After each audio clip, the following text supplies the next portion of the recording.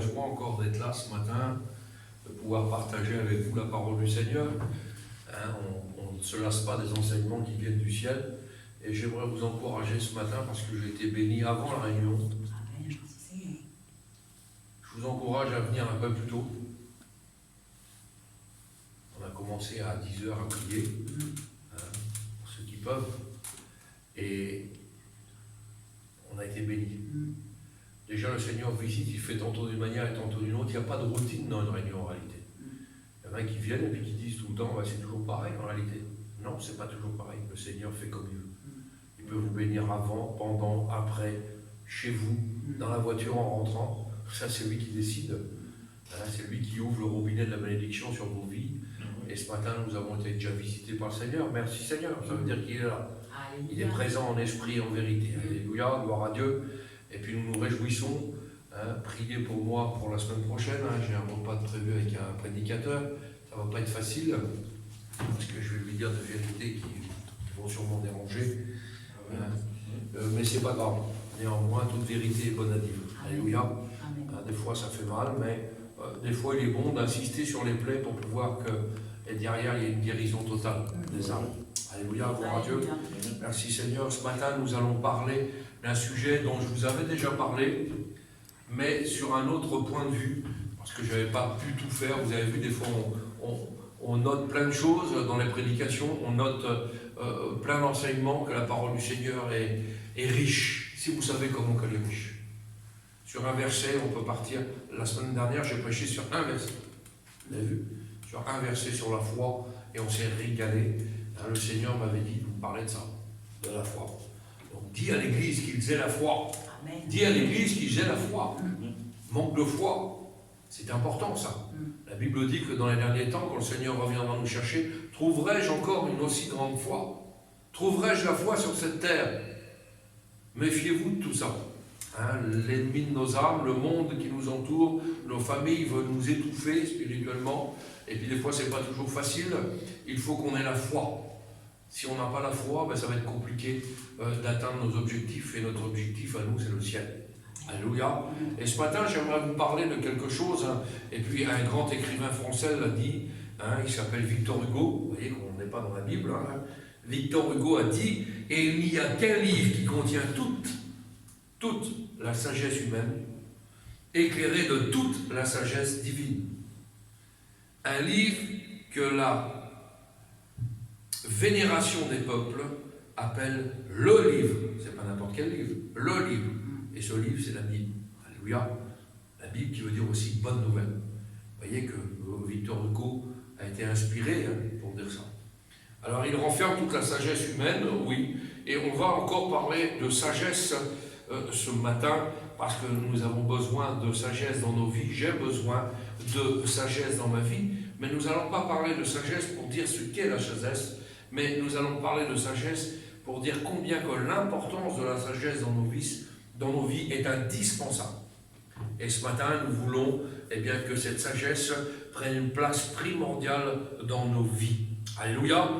La sagesse est marquée plus de 72 fois dans la Bible. Et en grec, la sagesse veut dire le mot sophos, ça veut dire habile ou expert. Et ça a inspiré même le mot sophrologie. Aujourd'hui, on cherche beaucoup de sagesse dans plein de mouvements. Il y a des gens qui quittent des assemblées ou qui quittent des endroits pour essayer de cultiver la sagesse. Comme si on pouvait devenir sage à nos propres yeux. Donc il y a des sciences là-dessus. On essaye de rechercher la science de la sagesse. Mais la sagesse, laissez-moi vous dire que la sagesse vient de Dieu. Celui qui a la sagesse du monde, se trompe. Et on va le voir ensemble. La sagesse veut dire aussi connaissance des choses, naturelles ou acquises, circonspection, retenue, maîtrise de soi, pas toujours facile, docilité, en parlant des enfants, docile avec les enfants, pas toujours facile non plus. D'accord? Je sais de quoi je parle. Et un sage, c'est quelqu'un qui est prudent, il est modéré, retenu, qui n'est point turbulent, il est posé, il est doux, il est obéissant et il est conforme aux règles de la sagesse. C'est beaucoup de qualité ça. Proverbe du monde nous dit, le sage est maître de ses passions. Est-ce que tu es maître de tes passions? Compliqué ça. La sagesse, c'est acquérir le bon sens, la justice, l'équité, la droiture, la connaissance, la réflexion. La sagesse, c'est aussi apprendre la prudence. Quelqu'un qui est sage, il est prudent. Il ne fonce pas tête baissée dans les murs. Vous comprenez ça? Quelqu'un qui est sage, il est prudent. Un exemple tout simple. Si vous roulez sur la réserve et que la réserve du véhicule est allumée, attendez-vous à tomber en panne. Moi, je peux faire encore 2-3 stations. On voit comme ça sur les autoroutes. Beaucoup de pannes d'essence sur les autoroutes, c'est ça. Ah, mais je peux encore faire 60 km. Mais ils sont dans la réserve. Mais je peux encore aller à la prochaine station qui est indiquée à 30 km. Et bien, ils n'y arrivent pas. Parce qu'ils n'ont pas été sages. Hein, pourtant, le voyant était au rouge. Il serait bon que le voyant soit au rouge dans nos vies ce matin spirituel pour nous indiquer que, attention, tu manques de sagesse. Hein, j'en manque, vous en manquez, il n'y a pas de problème, on va le voir ensemble. Et puis, on a besoin d'écouter ces voyants. Proverbe 19, verset 20 nous dit « Écoute les conseils afin que tu sois sage ». La sagesse, c'est donc avoir le comportement, la parole, le geste approprié à chaque situation de la vie. C'est avoir une vue claire. Amen. Mais l'importance de la sagesse, et là on va y venir. La sagesse, c'est la mise en pratique de la connaissance. Est-ce que vous croyez ce matin? La sagesse, c'est la mise en pratique de la connaissance, car il y a une grande différence entre connaître et être sage. Quelle différence fondamentale! Tu peux avoir l'intelligence, mais ne pas avoir la sagesse. Moi, j'ai compris aussi qu'il ne peut y avoir de personne sage sans être intelligente. Mais toute personne intelligente n'est pas sage. Compliqué ça, vous comprenez? Vous êtes intelligent, mais vous n'êtes pas sage. Mais si vous êtes sage, vous êtes forcément intelligent. Est-ce que vous comprenez ça? Tu peux avoir la sagesse et l'intelligence, et d'ailleurs, toujours, mais tu peux avoir aussi l'intelligence et ne pas avoir la sagesse. Je vous donne des exemples concrets. Un professeur d'économie, par exemple, qui vous enseignerait l'économie, alors dans sa globalité, mais aussi à comment être organisé et économe dans votre vie. Il vous enseigne, il vous fait un cursus sur comment économiser des sous. D'accord? Ça, c'est ce qu'il vous enseigne. C'est un maître en la matière. Mais chez lui, le monsieur, là, il est marié à 3 femmes. Vous voyez qu'il fait des économies? Ça coûte cher, 3 femmes. Vous comprenez ça? Alors, il est pour vous expliquer comment il ne faut pas dépenser de sous, mais à côté de ça, il a une vie un petit peu qui ne correspond pas. Donc, il est intelligent, mais il n'est pas sage. Un médecin vous enseignerait, par exemple, sur un virus ou sur une maladie quelconque. Oui. Mais le médecin qui vous enseigne là, c'est un professeur de médecine avec un cursus de médecine extraordinaire. Il vous empêche, et puis il vous enseigne, par rapport à ce qu'il enseigne, de vous empêcher d'avoir des maladies particulières ou telle maladie. Mais le monsieur, ou des virus, mais le monsieur, lui, dans sa vie de tous les jours, c'est un impudique. Et il contracte une maladie. Par exemple, le sida. Il est séropositif, le monsieur. Est-ce que vous croyez qu'il a mis en pratique son enseignement? Il vous enseigne comment ne pas pratiquer, mais lui, il n'a pas la sagesse de mettre en place son enseignement. Vous comprenez ça? Et ça, c'est une chose vécue aussi dans d'autres domaines. Mon beau-frère était à Villejuif pour un traitement de cancer des poumons par rapport au tabac. Et je parlais avec le professeur, c'était un professeur qui était là-bas. Professeur Hauteville, pour ne pas le citer, je le cite, tant pis. Et puis ce professeur-là, eh bien, il disait à tous ses patients qui étaient là, il opérait de cette maladie-là, surtout ne fumez pas. La fumée, la cigarette va vous tuer. Et un soir, tard, je rentre dans l'hôpital par l'arrière de l'hôpital et je rentre dans la cour et qui joue avec une cigarette en bec? Le professeur. J'étais obligé de lui faire la réflexion. J'ai dit, comment un homme comme vous, instruit comme vous, intelligent comme vous, professeur, vous indiquez à vos patients qu'il ne faut pas fumer et vous pratiquez ces choses-là. Donc vous ne mettez pas en pratique ce que vous enseignez à vos patients. manque de sagesse. C'est important ça. Et il m'a dit, je peux pas, je suis lié, j'ai besoin de décompresser entre deux opérations. Décompresser. Satan est fort, hein. Vous vous rendez compte? Avoir des cursus, d'être perfectionné dans un domaine, et puis ne pas mettre en pratique le perfectionnement qu'ils ont reçu. La sagesse, c'est la mise en pratique donc de la connaissance. La Bible nous le prouve, dans Apocalypse 13, verset 18. Regardez ce que la Bible nous dit. C'est ici la sagesse, que celui qui a de l'intelligence calcule le nombre de la bête, car c'est un nombre d'hommes et son nombre est 666. C'est-à-dire que si celui qui a de l'intelligence calcule le nombre de la bête, alors il a la sagesse. Mais si cette personne a l'intelligence et il ne calcule pas, il n'a pas la sagesse. C'est ce que la Bible veut nous dire par ce verset merveilleux. Amen. C'est-à-dire que la sagesse, c'est lorsque l'intelligence est mise en œuvre. Si ton intelligence ne se traduit pas par des actions, si ta connaissance, ton bagage ne se traduit pas par des actions, tu n'es pas sage. Est-ce que ton intelligence se traduit par des actions? Tu connais beaucoup, tu as une grande connaissance, mais tu n'as pas la sagesse. Pareil pour les serviteurs de Dieu, pareil pour les pasteurs. C'est comme si quelqu'un vous enseignerait très très bien, vous êtes très très bien enseigné, mais dans sa propre vie, tu ne verrais pas que ces prédications sont mises en pratique. Important ça. Et aujourd'hui, beaucoup de faux docteurs, beaucoup de faux prophètes sont comme ça. Ils vous enseignent des choses, ne fais pas ça, ne fais pas ça, ne fais pas ça, ne fais pas ça, mais dans sa vie, il se permet des débordements extraordinaires. Manque de sagesse. Et il y a des hommes comme cela. Ils prennent et ils peuvent enseigner le ministère. J'ai vu des gens qui vous enseignaient sur le ministère. Le ministère, c'est comme ça. C'est comme ça. Ça doit être aiguillé comme ça. Ça doit être comme ça. Il faut faire comme ça. Il faut rentrer dans les clous comme ça. D'accord? Et quand vous voyez, vous allez visiter son église, il ne pratique pas du tout ce qu'il a dit. Alors là, vous pouvez vous permettre d'avoir des doutes. Hein. Comprenez ça? On ne sert pas Dieu dans le péché. On ne sert pas Dieu, on ne loue pas Dieu dans le péché. On ne prie pas Dieu dans le péché. Beaucoup de gens, beaucoup de pasteurs aujourd'hui servent Dieu dans ces domaines-là. C'est de l'hypocrisie.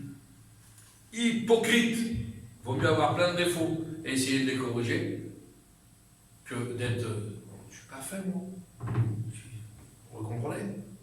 Et beaucoup de gens aussi aujourd'hui sont parfaits. Une discussion que j'aurai avec le pasteur mardi ou mercredi. Vous avez bien compris que ça va coincer. Il dit même à l'église, il faut être ponctuel.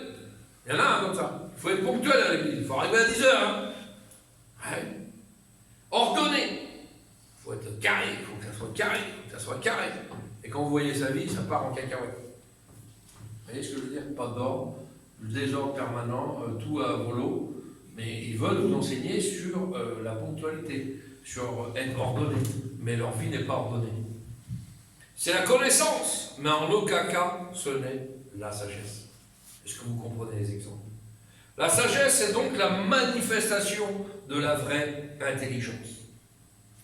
Exode 31, verset 2, nous le prouve et nous dit, Moïse dit aux enfants d'Israël, sachez que l'Éternel a choisi Bezalel, fils de Uri, fils de Hur, de la tribu de Juda. Regardez ce qu'il dit dans l'ordre. Dans l'ordre. Il y a toujours de l'ordre. On a un Dieu d'ordre, pas un Dieu de désordre. Il l'a rempli de l'Esprit de Dieu, premièrement. De sagesse, deuxièmement.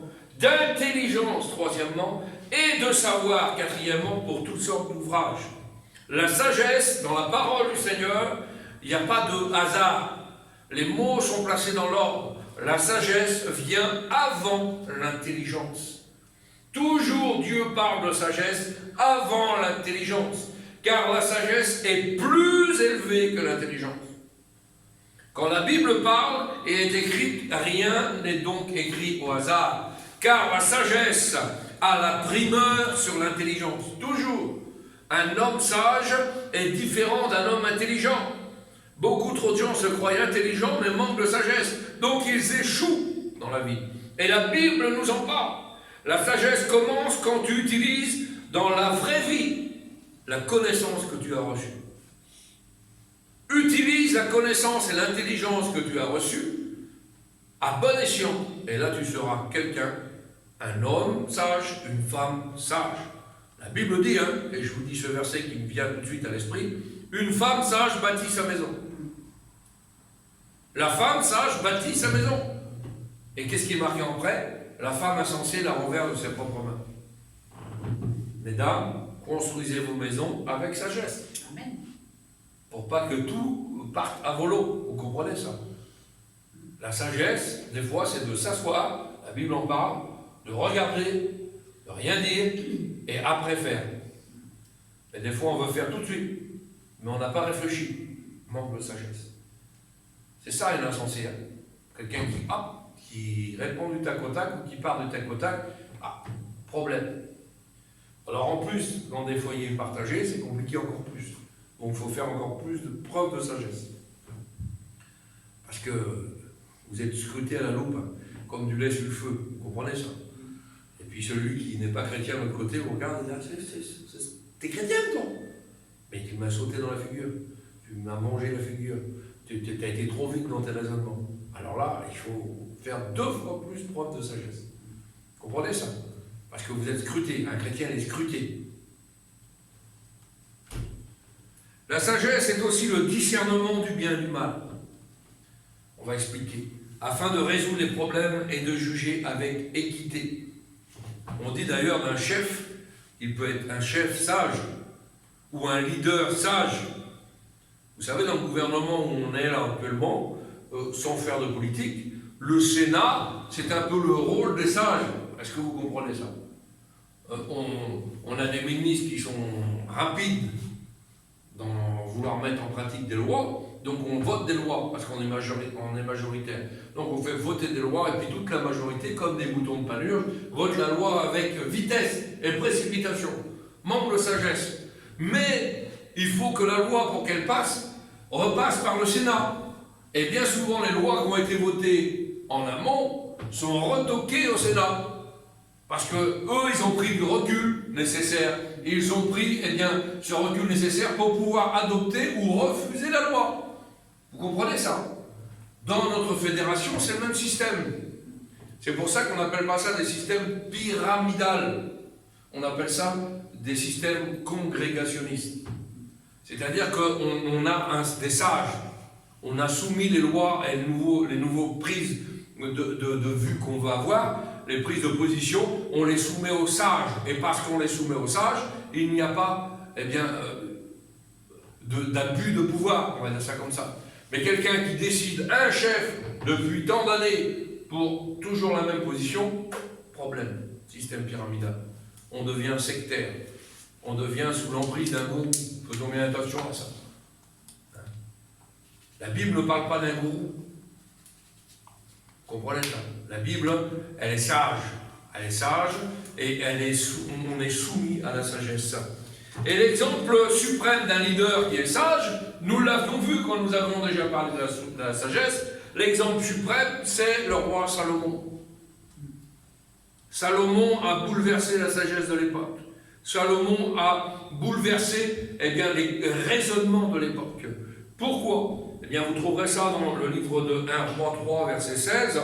L'exemple suprême de la sagesse, c'est 2 femmes de mauvaise vie qui ont un enfant ensemble, et puis ils ont chacun leur enfant, mais sur les 2 enfants, un meurt dans la nuit. Alors il ne reste qu'un pour 2 femmes, et ils se disputent l'enfant. Donc ils demandent audience au roi. L'audience a lieu, et une dit à l'autre, c'est le mien, et l'autre dit c'est le mien, et l'autre dit c'est le mien. Donc on n'en sort pas, manque de sagesse, vous comprenez ça? Et l'autre dit, écoutez, on va le tuer. Il dit, je vais prendre une épée, je vais le couper en 2. Comme ça, je vais donner la moitié à chacun. Et il y a une des femmes qui dit, ah non. Il y en a une qui est d'accord et l'autre qui n'est pas d'accord. Et dans sa sagesse, Salomon a discerné que celle qui voulait sauver la vie de l'enfant était donc une vraie mère. Est-ce que vous comprenez ça? C'est de la sagesse. Ça a choqué l'époque, ça a choqué les comportements, les visions de l'époque. Mais néanmoins, c'était une preuve de sagesse extraordinaire. La sagesse crée une ligne claire de démarcation entre le bien et le mal. La sagesse crée une ligne claire de démarcation entre le bien et le mal.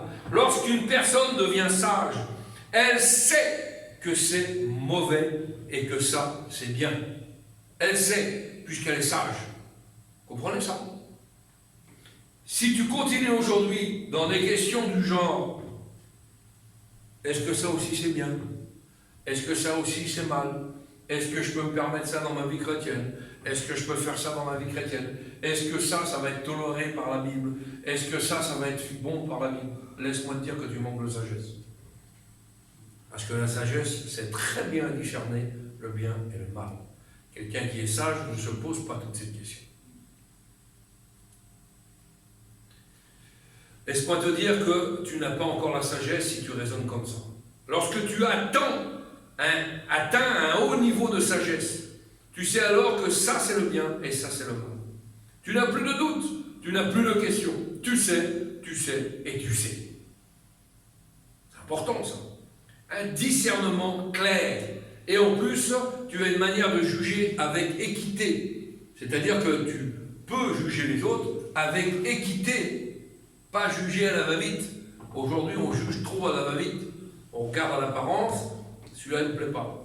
Mais si vous êtes des chrétiens véritables, si vous êtes ancrés dans les choses de Dieu, eh bien laissez-moi vous dire que le jugement à la va-vite, eh bien on regarde sur la profondeur, sur la longueur. Et si même la personne ne vous correspond pas, on se place devant Dieu. Est-ce que vous comprenez ça? Ça fait partie de la sagesse. Lorsque tu donnes des jugements et que tu es rempli de sagesse, à travers toi, on voit Dieu. Pourtant ça.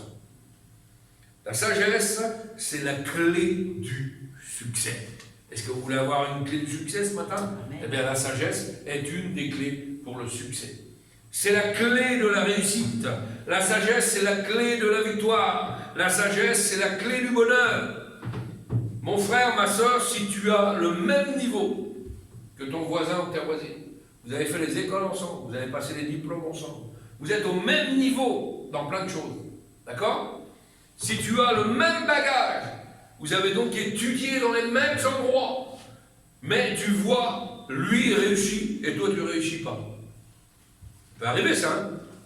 Pas de hasard. Sache que il a une sagesse que tu n'as pas. Pour ça qu'il a réussi. C'est dur ce que je dis, et pourtant c'est biblique. À même niveau d'égalité, il est peut-être plus sage que toi. Il n'a pas mis forcément son intelligence en pratique, mais il a mis la sagesse en pratique. Alors la première clé pour réussir n'est pas seulement la prière, mais aussi la sagesse. La sagesse fait réussir les hommes. Eh oui. Bien-aimés frères et sœurs, bien souvent tu cherches le succès, alors que le succès est déjà une inspiration que Dieu t'a donnée. Il t'a déjà donné la sagesse. Et tu cherches le succès ailleurs, mais tu ne mets pas la sagesse en avant. Si tu as la sagesse d'attendre, si tu as la sagesse de construire, eh bien tu verras que tu pourras construire plus grand que celui qui s'est précipité pour construire. Est-ce que vous comprenez ça? C'est important ça. La sagesse, hein, c'est pour ça que la Bible dit l'homme sage ça attend. Il s'assoit, il attend. Il n'attend pas 25 ans, hein, vous comprenez, le Seigneur ne va pas répondre dans 25 ans, mais au moins il attend, et après il fait. Pourquoi il y a des entreprises qui marchent et des entreprises qui ne marchent pas? Eh bien parce qu'il y a des gens qui ont fait des études de marché. Je vous prends un exemple charnel. Il y en a qui disent j'ouvre une épicerie. Il ouvre l'épicerie, il ne sait pas si le coin est bon, il ne sait pas si ça, il ne sait pas s'il a la bonne marchandise, mais il y en a qui étudient. Ils prennent du recul, ils disent attendez, on va ouvrir ça, mais on va regarder le marché, on va regarder ci, on va regarder ça. Ok, ça peut le faire. Ils ont été plus sages que l'autre qui avait les mêmes compétences, donc il y a une réussite sociale qui est différente. Vous comprenez ça? Même des fois, même des gens qui sont moins intelligents que d'autres, mais qui sont plus sages, réussissent et arrivent à doubler ceux qui sont plus intelligents. Ça les met en rage, hein, des fois. Oui, mais moi j'ai un bac plus ci, j'ai fait un master d'économie, j'ai fait ci, j'ai fait ça. Oui, mais tu n'as pas été sage. Alors, vu que tu n'as pas été sage, ben, tu réussiras, mais ça sera plus dur. Et celui qui s'est posé, qui a calculé, qui s'est placé devant Dieu, important, quand vous voulez prendre des décisions importantes, pour toute chose, hein, un déménagement, une construction, une vie de foyer, des enfants, tout placé devant Dieu. Soyez sages, vous êtes des chrétiens, je ne parle pas pour les inconvertis, mais pour un chrétien, toute décision qu'il doit faire, il doit se placer devant Dieu. Un crédit, la Bible en parle, on en parlera un jour de crédit. De ne pas vivre au-dessus de ce qu'on peut rembourser, de ne pas avoir de dette. Parce que quand vous faites des dettes à une banque, la banque c'est le mammon. Hein. Vous comprenez? La banque c'est le diable, c'est Satan. Donc il faut être équilibré. Il y en a qui vont au plafond, on s'en sortira, on espère que, oui, mais ils n'ont pas calculé qu'ils pouvaient tomber malades, que si, que ça. Ils n'ont pas calculé ça. Donc ils ont mis Dieu en arrière-plan. Si vous mettez Dieu en premier plan, Dieu vous répondra. Ça tu peux le faire, ça tu ne peux pas le faire, ça attention. Après je te laisse le libre arbitre, comme toute chose, mais ça fais attention. Manque de sagesse. Le manque de sagesse nous fait précipiter dans des situations qui peuvent engendrer notre propre perte. Et si nous sommes sages, on ne vit pas au-dessus de nos pompes. Vous comprenez ça? Hein? Parce que souvent aujourd'hui, on est dans une société de consommation et Satan joue avec ça pour nous dire attention, endette-toi. J'ai eu combien de chrétiens j'ai vu endettés? C'est un sujet ça à apporter. On ne prêche pas souvent ça dans les églises, mais il y a des chrétiens qui sont endettés, surendettés. Pourquoi? Parce qu'ils ont manqué de sagesse. Là, je parle pour des chrétiens. Ils sont mis dans des problèmes, des difficultés supplémentaires. On va s'en sortir. Mais quand tu manques de sagesse, tu es moins spirituel. Donc si tu es moins spirituel, tu marches moins selon le Saint-Esprit. Et bien tu te retrouves dans la situation où je m'en sortirai comme les autres fois. Sans soin puisse dire. Les Philistins sont sur toi, mais je m'en sortirai comme les autres fois. Il s'est retrouvé à tourner la meule, aveugle, les yeux crevés. Vous comprenez ça? Faisons bien attention au manque de sagesse. Tu veux le succès? Alors va auprès de la sagesse. Tu veux le conseil? Va auprès de la sagesse. Tu veux la force? Va auprès de la sagesse. Un homme sage est plus fort qu'un homme fort. Est-ce que vous comprenez ça? Un homme sage est plus fort qu'un homme fort. Frères et sœurs, la sagesse est un fruit du Saint-Esprit. C'est pour cela que je vous dis, quelqu'un ne peut pas dire qu'il a le Saint-Esprit sans être sage. Ah, c'est important ça. Quelqu'un ne peut pas dire qu'il a le Saint-Esprit sans être sage. Alors là, ça en élimine beaucoup. Et des serviteurs de Dieu dans les mouvements où j'étais. On est béni, on est rempli du Saint-Esprit, tu es rempli du Saint-Esprit. Tu voles, tu triches, tu mens, tu vis, tu prêches l'évangile dans le péché, tu vis dans le péché volontaire et tu te dis que tu as le Saint-Esprit. Faisons bien attention. Ça, c'est charnel. Comprenez ça? Faisons bien attention à ces choses-là. Si tu as le Saint-Esprit en toi, alors tu es sage. Mais si tu as un démon, ben tu as de la méchanceté. Est-ce que vous comprenez ça? C'est tout à fait logique. Quelqu'un qui est influencé par la vie du monde, qui est influencé par les démons, par Satan, eh bien lui, il a la méchanceté. C'est le fruit. Comprenez ça? Mais le fruit du Saint-Esprit, c'est la sagesse. Et c'est l'esprit de sagesse. Exode 31, verset 3, nous l'avons vu tout à l'heure. Je l'ai rempli de l'Esprit de Dieu, de sagesse, d'intelligence et de savoir pour toutes sortes d'ouvrages. Et ça, c'est la caractéristique de toute personne qui a le Saint-Esprit. Eh bien, il est la sagesse. Alors, comment pouvons-nous avoir des chrétiens qui n'ont pas de sagesse? Ça existe. Tu l'entends parler, tu vois qu'il n'a pas de sagesse. Il y a des chrétiens, tu les entends parler, tu dis, oh, ça fait peur. Il parle comme un fou, comme un insensé. Celui qui n'est pas sage est un insensé, dit la Bible. Faisons bien attention. Il n'y a pas de chrétien véritable sans sagesse. Un chrétien doit être sage. Pas de chrétien véritable sans sagesse.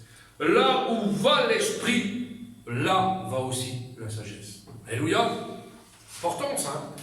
Quel que soit ton âge, pas de problème d'âge, hein. On peut être sage à 12 ans, 15 ans, et être insensé à 70 ans. Vous comprenez, ça c'est même pas une question d'âge. Hein. Si tu as le Saint-Esprit, tu auras la sagesse. La sagesse est donc une manifestation de l'Esprit de Dieu. Est-ce que vous savez que la sagesse est aussi une personne? Vous saviez ça? Ah, alors là, qu'est-ce qu'il nous dit le pasteur? La sagesse, au-delà d'être une qualité et une manifestation de l'Esprit, la sagesse est donc aussi une personne. La sagesse, c'est Jésus. Amen. Amen. La preuve, Proverbe 3, versets 19 à 24. Vous voulez qu'on le lise ensemble? Proverbe 3, versets 19 à 24. Regardez bien ce que la Bible nous dit. C'est par la sagesse que l'Éternel a fondé la terre. C'est par l'intelligence qu'il a affermi les cieux. Vous avez vu encore là? Sagesse avant intelligence. Hein? Toujours dans l'ordre, toujours dans l'ordre. C'est par sa science que les abîmes se sont ouverts, que les nuages distillent la rosée. Mon fils, que ces enseignements ne s'éloignent pas de tes yeux, car garde la sagesse et la réflexion, encore la sagesse avant la réflexion, c'est-à-dire l'intelligence. Elles seront ta vie, la vie de ton âme et l'ornement de ton cou. Alors tu marcheras avec assurance dans ton chemin et ton pied ne heurtera pas. Amen. Amen. Vous avez compris un petit peu là? Alors, qu'est-ce que je veux vous dire par là? Alors, c'est par la sagesse, nous avons vu ça dans ce proverbe-là, et comment ça? Et quand nous regardons dans l'évangile de Jean 1, verset 1, au commencement était la parole. Ça veut dire que là, on a deux versets, c'est par la sagesse que l'Éternel a fondé la terre. Regardez bien, c'est par la sagesse que l'Éternel a fondé la terre.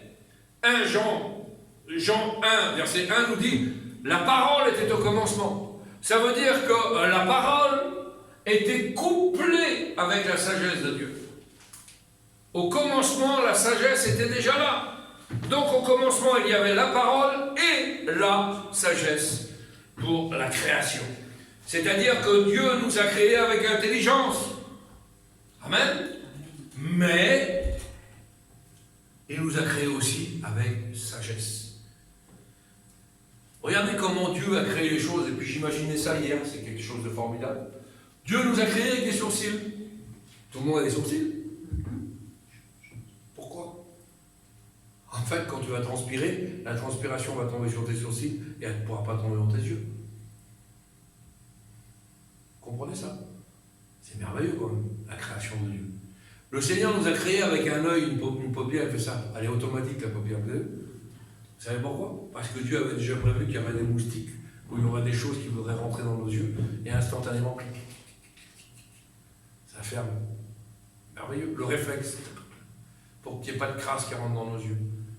Dieu ne nous a pas créés avec un nez au-dessus de la tête, sinon on serait noyé quand on aurait pris une douche. Est-ce que vous comprenez ça? C'est quand même formidable. Quand vous voyez le corps humain, c'est un exemple fantastique. Il nous a mis le nez devant et vers le bas, pour qu'on puisse respirer sous la douche. Est-ce que vous comprenez ça? Donc Dieu avait tout déjà prémédité. Imaginez-vous que si on avait eu un nez au milieu de la tête, au-dessus de la tête, il aurait fallu qu'on cache notre nez, on n'aurait pas pu se laver comme il fallait. Dieu avait tout créé dans son... Mais c'est des choses bêtes, mais c'est des choses qui sont tellement merveilleuses. Comment que la création de Dieu est merveilleuse. On a été créé... les organes, un organe fonctionne même quand on dort. Je ne sais pas si vous imaginez, pas parce qu'on dort, donc on a le droit de se reposer notre corps, le cœur bat. Et l'organisme fonctionne. Vous comprenez ça? Quand on attrape des maladies particulières, alors je ne parle pas de gros virus, mais de petites maladies particulières, notre corps est capable de fabriquer des anticorps pour lutter contre la maladie. Vous croyez que Dieu n'avait pas tout prévu dans le corps humain, dans la création parfaite de Dieu? C'est quand même des choses merveilleuses. On cicatrise tout seul. À part pour certains qui ont des problèmes de fluidité de sang. Mais la cicatrisation se fait tout seul. Je me coupe là, 2-3 jours après, ça y est, c'est fermé. Vous comprenez ça? Comment que Dieu a créé les choses merveilleuses? Il les a créées avec sagesse.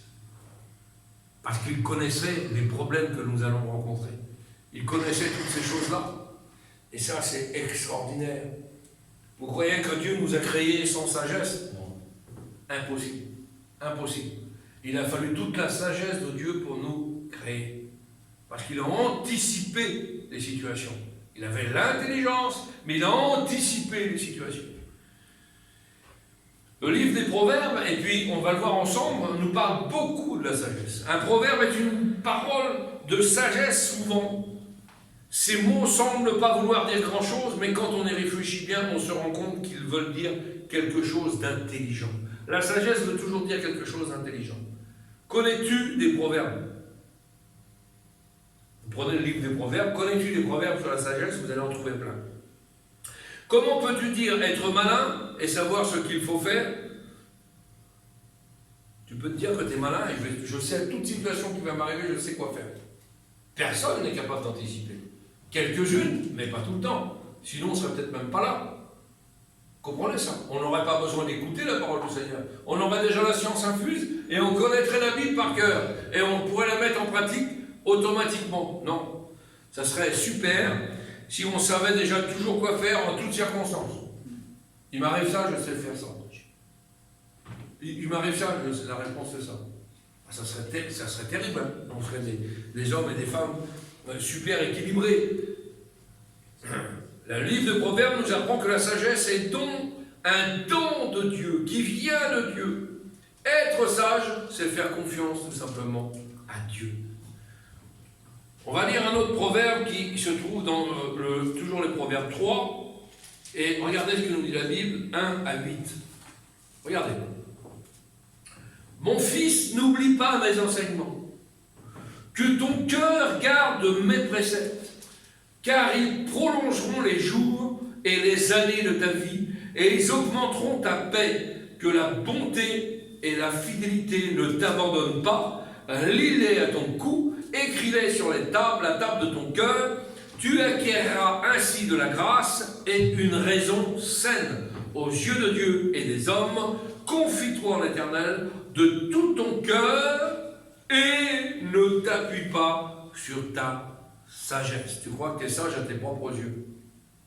Reconnais-le dans toutes tes voies et il aplanira tes sentiers. Ne sois point sage à tes propres yeux. Crains l'Éternel et détourne-toi du mal.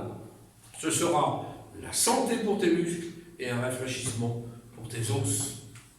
Amen. Amen. La parole de Dieu n'avait rien oublié. Et si nous allons dans 1 Chronique 22, verset 12, regardez ce que nous dit 1 Chronique 22, verset 12.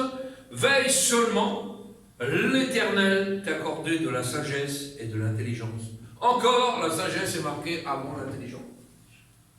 D'abord, soyons sages, et après, on sera intelligents. Cela veut dire que si nous sommes intelligents sans la sagesse, en fin de compte, on n'est pas si intelligents que ça. Vous comprenez ça? Les proverbes nous disent que la sagesse est un bon sens et ont plus de valeur que l'argent et les bijoux. C'est le chemin vers une vie sûre et heureuse. Proverbe 10, 13 par exemple.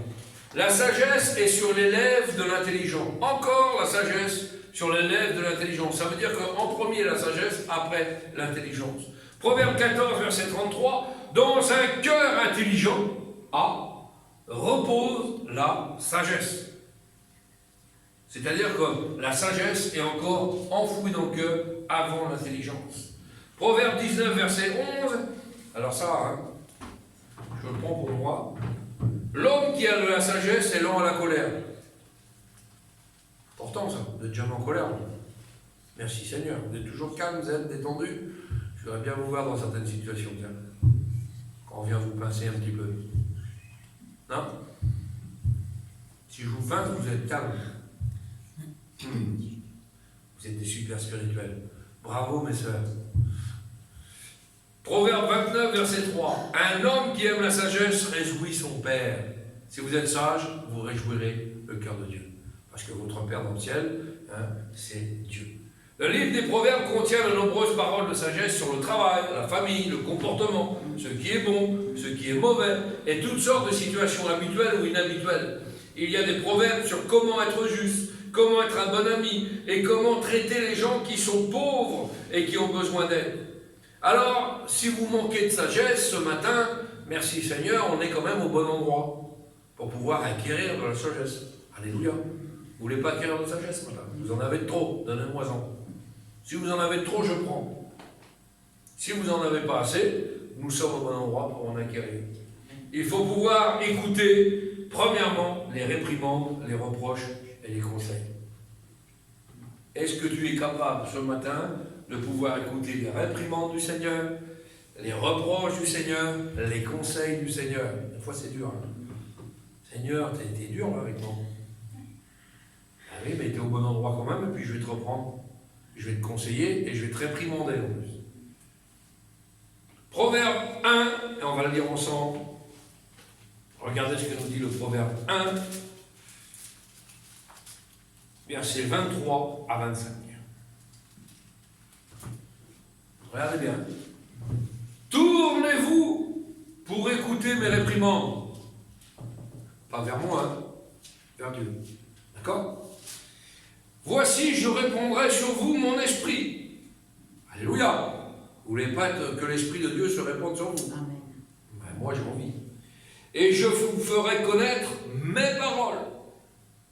Puisque j'appelle et que vous résistez, puisque j'étends ma main et que personne n'y prend garde, puisque vous rejetez tous mes conseils et que vous n'aimez pas mes réprimandes, moi aussi, c'est l'Éternel qui parle, je rirai quand vous serez dans le malheur et je me moquerai quand la terre vous saisira.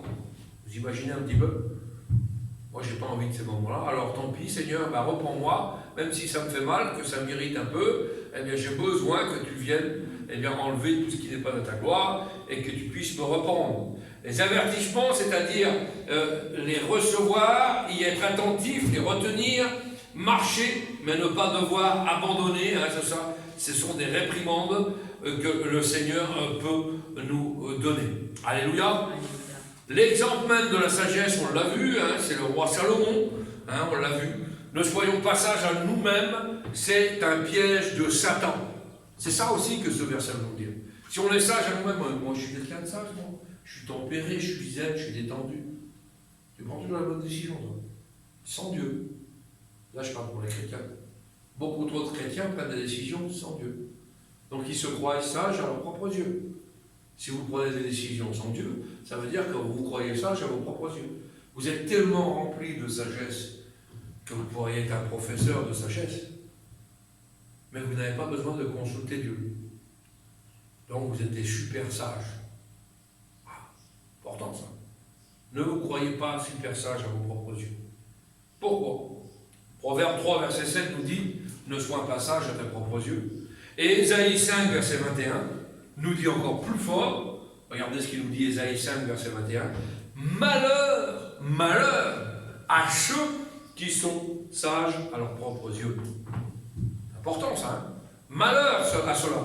Ben oui, parce que vous allez être sage pendant un moment, ça va fonctionner pendant un moment, et à un moment donné, eh bien l'ennemi de votre âme va être encore plus malin que vous. Il va vous faire croire que vous avez un esprit, vous êtes rempli de sagesse, et en fin de compte, vous n'êtes pas si sage que ça, parce que la décision que vous allez prendre va influencer sur votre vie, et vous allez vous planter. Faites bien attention à ça. Ce qu'il nous faut faire ce matin, c'est la sagesse d'en haut. Pourquoi? Parce que, premièrement, c'est le don de la sagesse, et c'est un des 7 dons du Saint-Esprit, on en a parlé. Hein. Le premier pas pour acquérir la sagesse de Dieu, c'est donc, selon Proverbe 1, verset 7, regardez, premier commandement pour la sagesse. Proverbe 1, verset 7. Le commencement de la sagesse, le départ de la sagesse, le point de départ de la sagesse, c'est quoi? C'est de révérer l'Éternel. Ah! Est-ce que tu es docile à la volonté de Dieu? Est-ce que tu es toujours à l'écoute du Seigneur? Est-ce que quand le Seigneur te parle, tu es toujours, ouais, ok, Seigneur, je ne conteste pas, ou tu contestes? Des fois, c'est dur. Seigneur, je veux ça, c'est là. Je veux, c'est là. Oui, mais c'est là. Premier commencement de la sagesse, c'est de révérer Christ. Ça veut dire qu'il faut être attentif, il faut être obéissant à sa parole. On n'est pas toujours obéissant à la parole du Seigneur. On n'est pas toujours d'accord avec les décisions qu'il prend pour nos vies. Eh ben moi, je ne voyais pas ça comme ça, Seigneur. Alors on conteste. Seigneur, ben moi, je voyais plutôt que tu m'aurais fait passer par là, et puis je serais arrivé là, et on aurait fait comme ça. Ouais. Ben, le Seigneur te dit, non, tu ne vas pas faire comme ça, tu vas aller comme ça. Mais Seigneur, j'ai peur. Tu ne te rends pas compte, Seigneur, ce que tu me demandes. Seigneur, ah non. Mais le commencement de la sagesse, c'est d'être déjà obéissant à Dieu. C'est compliqué ça, hein. Mais moi, je ne comprends pas toujours. Alors, Seigneur, je voudrais partir, moi. Il n'est pas là, je m'en parle. Moi, à l'église, c'est bien, mais il faut que je parte un peu en vacances. D'accord? Le Seigneur, il dit dans ton cœur, ouais, et tu fais quoi les 3 brebis que tu as, 4, 5 brebis que tu as, une brebis que tu as? T'en fais quoi? Tu la laisses aussi en vacances? Et pendant le mois que tu vas partir en vacances, elle va être dans le blé là-bas, dans le pré, là, et elle va se faire bouffer par Satan. Moi, je le sais déjà. L'Éternel te parle. Alors on fait quoi? Elle reviendra fin août, début septembre. Moi, je vais aller à la plage. Mais c'est bien. Ouais. Mais elle, alors, tu la laisses mourir. Oui. Soyons attentifs à la parole de l'Éternel. Si le Seigneur vous fait faire des choses, des fois, on ne comprend pas les tenants et les aboutissants. C'est pour ça que faire des projets sans Christ, je ne veux même plus en faire. Parce que la Bible dit que la seule chose qui s'accomplit, ce sont ses projets, de toute façon. Alors que vous ayez la tête dure ou que vous soyez docile, de toute façon, ne vous inquiétez pas, la seule volonté de Dieu s'accomplira. Je ne veux pas quand même, je boude, Seigneur, moi je veux faire à ma tête. Le Seigneur te dit, fais à ta tête. Tu te casseras le nez 2 fois plus vite, mais moi je ferai quand même avec toi ce que j'ai envie de faire. D'accord? Parce que c'est moi le patron, c'est moi le big boss, et c'est moi qui commande, et qui conduit ta vie. Alors que tu veuilles pas, ça sera comme ça. Et bien souvent, ceux qui font la tête dure, on les voit sur le long terme, ils se plantent, et ils abandonnent Christ. C'est trop dur, trop lourd. Ah là là là. Pourtant, la Bible dit qu'il est doux mon joug, qu'il est agréable mon joug. Ne tombez pas sous le joug de la servitude du monde. Mais on retombe en manquant de sagesse sous le joug de la servitude du monde. On retombe, on se remet des fardeaux nous-mêmes. Le Seigneur veut nous tracer une route toute faite, je ne sais pas si vous imaginez. L'autoroute des vacances, elle n'existe pas, le Seigneur veut la faire. Je trace une route là, vas-y, plan. Elle n'est pas créée encore, donc au niveau humain c'est inimaginable. Mais lui, il a créé déjà la route. Il sait que tu vas passer là. Il n'y a pas de route, Seigneur. Je vais en faire une, moi, pour toi. Il n'a pas ouvert la mer en deux. Est-ce qu'on se prend la tête? Vous comprenez ça? Laissons-le manœuvrer, laissons-le faire. Et plus on le laissera faire, plus on va être à l'aise, plus on va être sage, et plus on verra qu'en fin de compte, notre vie ne va pas aller taper dans le mur ou tomber dans un précipice. Puisque c'est lui qui est aux manœuvres. Et des fois, c'est dur, on veut résister. Je veux bien qu'il me commande, Seigneur, mais de telle heure à telle heure. À mi-temps. Un quart-temps.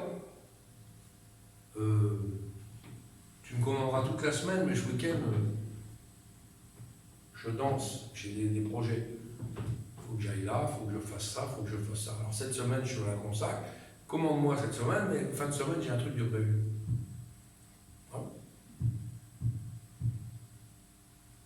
Seigneur, c'est bizarre, quoi, non? Moi, j'ai des problèmes. J'ai ça.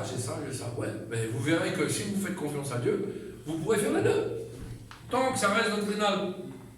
Parce que le temps, il va s'arranger pour que tout corresponde. Tout va s'embriquer. Parce qu'il sait aussi ce que vous avez besoin. Il sait que vous avez besoin de souffler un peu.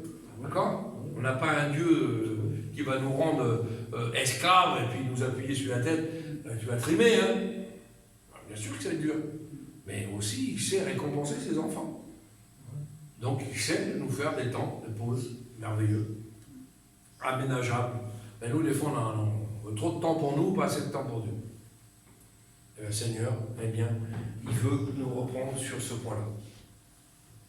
Alors, révérer, c'est honorer, traiter avec un profond respect. Il faut ensuite mûrir spirituellement, développer de bonnes habitudes, marcher dans la vérité, développer les dons, développer les caractères et surtout ne pas confondre la sagesse selon Dieu et la sagesse selon le monde. Deux choses différentes. Job 28, verset 28 nous dit « La crainte du Seigneur, c'est la sagesse. » Et quand Dieu parle de Job, il connaît. Il dit « Voici un homme intègre et droit. » Intègre et droit. La crainte du Seigneur, c'est la sagesse. Le but ultime de la sagesse, le bénéfice de la sagesse, c'est quoi? Je vais vous donner quelques versets. Il n'y a pas besoin de les commenter, vous allez comprendre tout de suite. 2 Timothée 3, verset 15. Le sage a salut par la foi en Jésus-Christ. Je répète, le sage a salut par la foi en Jésus-Christ. Quelqu'un qui est sage, eh bien, il a le salut par la foi. On a parlé de la foi la semaine dernière, ça nous fait voyager dans le futur. Le futur à nous, c'est quoi? Laissez vos projets ici. Le futur à nous, c'est le ciel. Ne croyez pas que vous allez emmener votre maison, votre voiture, votre bicyclette, votre trottinette électrique, et puis tout ce qui s'en va dans le ciel. Tout reste là. Oui, la sagesse nous donne eh bien, le salut par la foi. Proverbe 21, verset 22, le sage monte dans la vallée des héros. Quelle beauté! C'est quelqu'un, c'est beau, hein? Un sage, c'est pas n'importe quoi, la parole du Seigneur. Le sage monte dans la vallée des héros. Vous voulez pas aller dans la vallée des héros? On monte. Règlement d'église. Avec les héros de la foi. Avec les grands de la galerie des Hébreux. Les grands héros de la foi. On sera dans les héros de la foi. Vous pourrez parler avec vos bien-aimés qui vous ont précédés, vous pourrez parler avec vos frères et sœurs qui sont avec vous. Vous croyez que vous pourrez être en présence avec l'apôtre Paul, avec l'apôtre Jean, avec l'apôtre Pierre, avec l'apôtre Luc. Merci Seigneur. Et le Seigneur qui nous accompagnera comme ça, les bras ouverts. Viens, bon et fidèle serviteur, rentre dans la joie de ton maître. On montera dans la vallée des héros. Alléluia. Proverbe 16, verset 22. La sagesse est source de vie. On a prêché sur la source. Ah oui, la sagesse est une source de vie. C'est-à-dire que si vous êtes une source de vie par votre sagesse, croyez-moi que vous allez désaltérer ceux qui sont autour de vous. Vous ont, viens boire à cette source-là, pas de problème, tu n'auras plus jamais soif. Témoignage. Quelqu'un qui est sage, il témoigne par sa sagesse de la présence de Dieu dans sa vie. C'est un chrétien vrai, véritable, ancré dans les choses de Dieu. Et alors là, on voit que la sagesse lui donne tout pouvoir. Et c'est une source de vie. Alléluia. Ecclésiaste 7, verset 12. À l'ombre de la sagesse, à l'ombre, vous imaginez, à l'ombre de la sagesse, on est abrité. En ce moment, c'est la canicule. Ben, imaginez-vous qu'à l'ombre de la sagesse, on est abrité. Un peu de fraîcheur. On est bien. On est à l'ombre de la sagesse. Il ne peut rien nous arriver. Quelqu'un qui est à l'ombre, on ne le voit pas tout de suite. L'ennemi ne nous voit pas. On est à l'ombre de la sagesse, donc on est abrité. Merci Seigneur. Sous le Très-Haut. Quelle beauté. Ecclésiaste 10, verset 10 nous dit quoi? La sagesse a l'avantage du succès. Si on est sage, on aura du succès. Non pas par notre intelligence, mais par la sagesse que l'on aura. Alors, Éphésiens aussi, 1, verset 17 nous dit que Dieu nous donne donc un esprit de sagesse ce matin. Alléluia. Alors, quelle sagesse il va nous donner? Quel esprit de sagesse il va nous donner ce matin? Eh bien, tout simplement la sagesse de reconnaître que Dieu est notre sauveur et maître, reconnaître que nous sommes pécheurs et privés de sa gloire, reconnaître que sans lui on ne peut rien, reconnaître qu'il est l'alpha et l'oméga de notre vie, reconnaître que si nous l'acceptons, il peut résoudre tous nos problèmes, reconnaître que sans lui nous pouvons accéder à la vie éternelle, et enfin reconnaître qu'il a toute puissance sur nos vies. Alléluia. Si nous avons cette sagesse-là ce matin, eh bien nous serons remplis de joie et de sagesse et nous hériterons le royaume des cieux. Alléluia. On prie le Seigneur, Seigneur, nous voulons te bénir, te rendre grâce. Merci peut-être pour ces mots mal dits, mal prononcés, mais pour cette sagesse.